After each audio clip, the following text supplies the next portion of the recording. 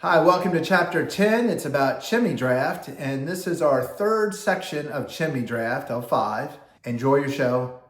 See ya. Insulation is one of the most critical yet underappreciated components of chimney performance. Draft is fundamentally driven by the temperature difference between the hot flue gases inside the chimney and the cooler outside air. Anything that preserves heat inside the chimney improves draft. Anything that allows heat to escape weakens it. Because of this, insulation, whether in the form of chimney liner insulation, smoke chamber parging, or adequate chimney wall thickness, is essential to maintaining strong, reliable draft.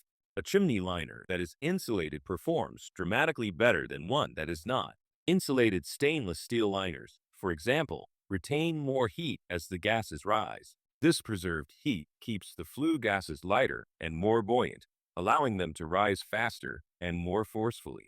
In addition, insulated liners reach operating temperature much more quickly at startup, eliminating the cold air plug that often causes initial smoking problems. An uninsulated liner, especially in an exterior chimney, conducts heat rapidly into the surrounding masonry. When heat is lost, the flue gases cool, become heavier, and lose the buoyancy needed to sustain draft. By wrapping a liner with mineral wool or paring insulating mix around it, the chimney becomes warmer, more stable, and far more efficient.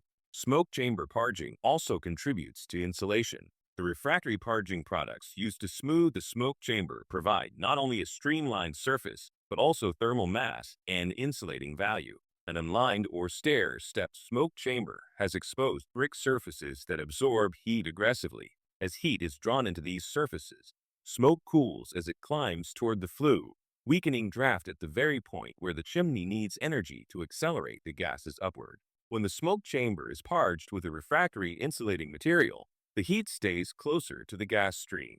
The smoke maintains its temperature longer, and draft improves significantly. This is why building codes require smoke chambers to be parged smooth, and why modern parging materials are formulated to resist heat loss as much as to provide a smooth surface. The thickness of the chimney walls themselves also plays a major role. Chimneys with only 4 inches of masonry lose heat far more rapidly than those constructed with 8 inches or more. A thicker wall slows the transfer of heat to the outdoors. This is especially important for exterior chimneys, where the masonry is exposed to winter air on 3 sides. A thin-walled chimney on an outside wall can act like a giant heat sink, pulling warmth from the flue gases, cooling them prematurely, and reducing draft.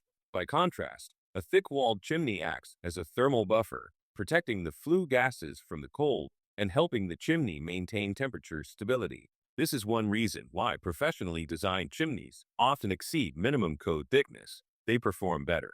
Preventing outside cold air from cooling the flue gases is central to maintaining draft. Every part of the system, firebox, smoke chamber, flue liner, chimney walls, must work to keep heat inside. Even small heat losses can weaken the thermal engine of a chimney.